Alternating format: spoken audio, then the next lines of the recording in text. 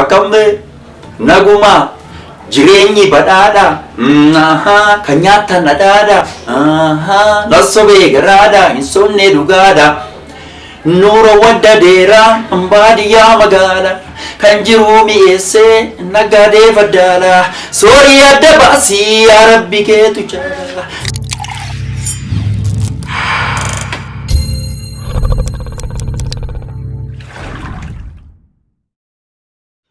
Jira jirtu ashamaa harka fuunee hordoftoota burqaa entertainment nageenyi keenya badhaadhaa bakkuma jirtanitti isin dhaqqabu jechaarra har'aaf keessummaa tokko qabadheen isiniif dhiyaadheera. Keessummaa kana daawwachuuf subscribe, like, share gochuun akka nu jajjabeessitan affeerramtaniittu. Aartiin gammachuu gadda jaalalaatiin ibsachuuf siyaasaa fi diinagdee biyya tokkoof shoora guddaa qaba. Anis kanuma bu'uura godhachuun weellisaa fi koomediyaan Zawuduu Silashii yookaan Singilii Laqqaqaan keessummaa godhachuun waan isarraan odeeffadhe isin biraan ga'uuf qophii koo xumureen jira. Weellisaa fi koomediyaan Zawuduu Silashii ni weellisa, waltajjii ni beeksisa, akkasumas koomedii fi baacoo garagaraan ni beekama. Hagam dhugaadha. Dhuguma dubbachuudhaaf waan sirrii kaaftee waltajjii beeksisuudhaan waggaa dheeraa hojjechaatiin ture. Akkasumas sirboota garagaraa weellisuudhaan hedduu ture.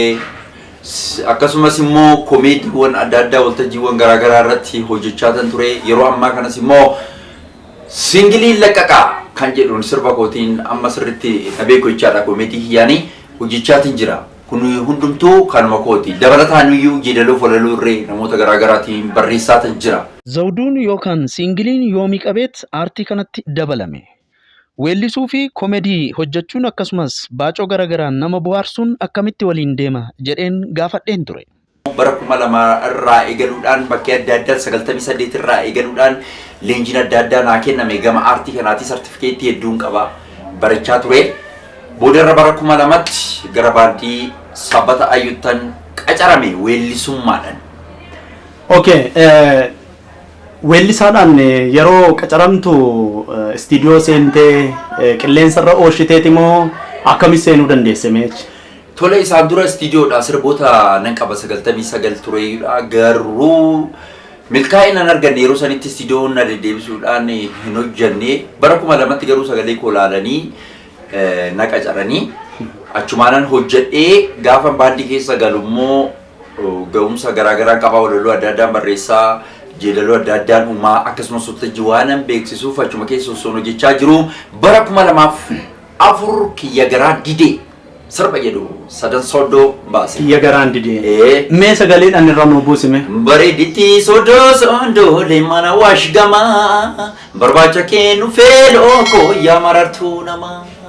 Bareediti soddoo soddoo leemana waashgamaa barbaacha kennu feeloo koo yaa marartuu namaa. Bareediti soddoo soddoo leemana waashgamaa barbaacha kennu feeloo koo yaa marartuu namaa.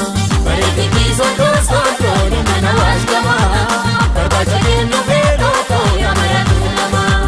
Bareediti soddoo soddoo leemana waashgamaa barbaacha kennu feeloo koo yaa marartuu namaa. Bareediti soddoo soddoo leemana waashgamaa barbaacha kennu feeloo koo yaa marartuu namaa.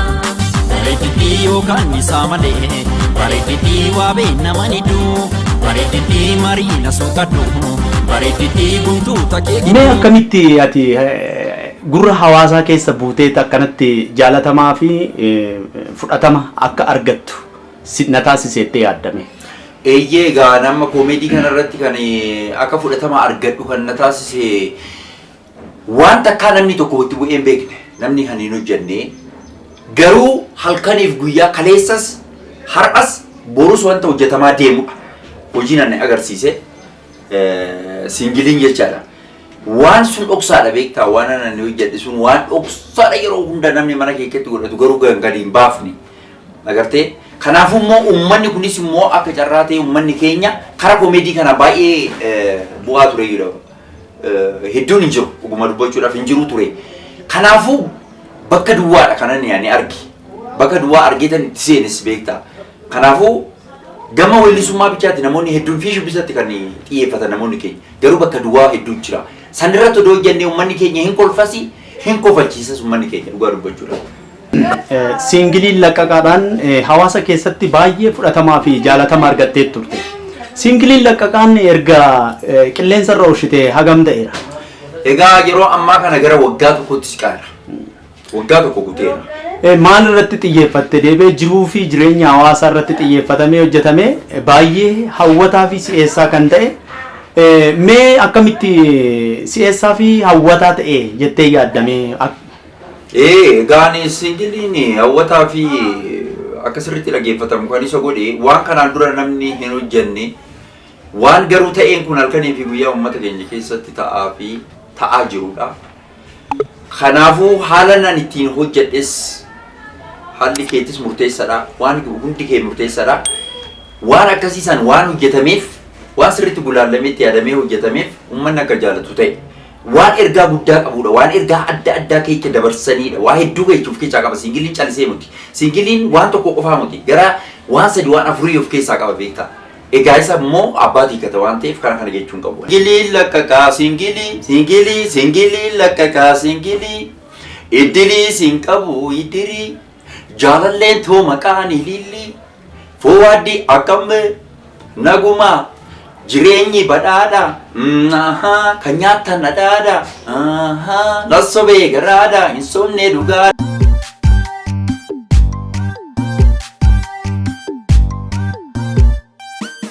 Jaalalleen too maqaan ilillii foo'aaddi jaalatti zilzilii ciree ishee ganamaa firfirii ibsii sargan jettu qiqqilii kudha shanni dhugdi singilii manaa simboontii yaa cuggaarraa luqqisaa misirrii Laaqanni ishee guyyaa qilximii morgisii lamarraan qixximii achumaan machooftee illimii ani durba jettee dingilii achumaanan qabee kifilii Singiliitti aansitee yeroo dhiyoo kana torban hin guunne kan gallakkiste ni jira.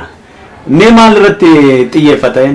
Egaa inni immoo yeroo ammaa kana akkuma argitee jirtu aadaan keenya baddee yoo jennu aadaa uffannaa fi nyaataa aadaa uffannaa qofaa miti aadaan nyaataa tirree badee jira beektaa? Aadaan nyaataa badeera eenyummaan keenya badee jira. Akkasumas immoo wanti nuyi kan faranjii fudhanneeti gara keenyatti fidaa jirra waan faranjii.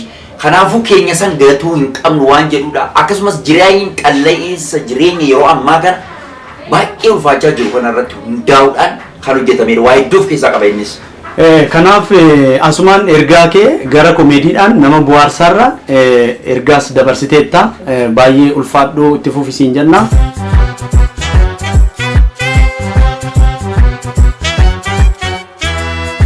Maaloo badeena dhagayaa fira rakkoo guddaa jira gabaatas gabbeessii maaloo yaa mootummaa yoo kanarraa fudhuu guddisi daa'ima ashaboo sumunii guddisi daa'ima afurtamaa galee guddisi daa'ima bara furkuu gabduu guddisi daa'ima gaangeen ilmoo dhalee guddisi daa'ima. Baay'ee bareedaa kennaa hedduu qabda. Artistoota yookaan kennaa akkanaa kan qaban hedduun jiraachuu danda'u. Mee artistoota hafaniifis yookaan immoo jabina nu ta'a asirratti osoo akkana goone kan jettu yaada oduu qabaattee daawwattoota keenyaaf asumaan oduu ergaa nu dhaamte. Tole egaa artistoota Oromoo har'a qabsaa'aa jirra malee hojjechaa hin jiru dhugaa dubbachuudhaaf aartii Oromoo. Irratti qabsaa hundi keenyaa hojjechuu qabna. Egaa gaafa hojjennu immoo ogummaa tokko qofa qabannee deemuu qabna. Wallisaan shubbisuu qaba. Shubbisaan waltajjii beeksisuu qaba. Waltajjii beeksisaan koomeedii hojjechuu qaba. Keessattuu warri waltajjii beeksiftan adaraa kanas hin jedhu qo'adhaa. Koomeedii ilaalaa. Baacuuwwan adda addaa uummata gammachiisaa bohaarsaa. Ogummaa tokkoon hin deeminaa. Ogummaa lama sadii qabatanii deemuun nama baasa. Tokkoon oo kufte tokkoon kaata. Maqaa uummata Oromootti siin kaaftaa kana dhaamsi. Aartiin Oromoo kun kana caala bareedee dagaagee akka itti fufu maal ta'uu qaba jettee yaadda? Egaa ani kana malees warreen humna dhabanii dandeettii adda addaa oduu qabaatanii mana ta'an hedduu jiru. isaaniif hoo maal dhaamsa dabarsitame? Egaa ani dandeettii adda addaa oduu qabanii maallaqa dhabuu danda'u namni maallaqni garuu duubatti nama deebistu yoomillee dhugaa dubbachuudhaaf kanaafuu tattaafachuu qabu nullee maallaqa qabaanneeti miti kan aartii Oromoo jechaa jiru har'arree artistoonni Oromoo marti isaaniitu dhumaa jiru jechuun dandeessa maallaqa takkitti hin qabnu waan ittiin socho'u qabsoodha garuu hin qabsoofaa jirra jechaadha sitti meera durattis kanattuu hundumtuu tokkummaadha yoo danda'ame wal gargaaru wal deeggaru wal bira dhaabbachuun akka jirutti haa ta'u ta'us baannan garuu qabsoodhaa itti fufa. Kanaaf ofumaaf of dandeenye hojjechaa jirra jechuudha. Abbootiin qabeenyaa ispoonsara irratti akkamime? Hin jiran haa dhufan garuu. Hin jiran haa dhufan.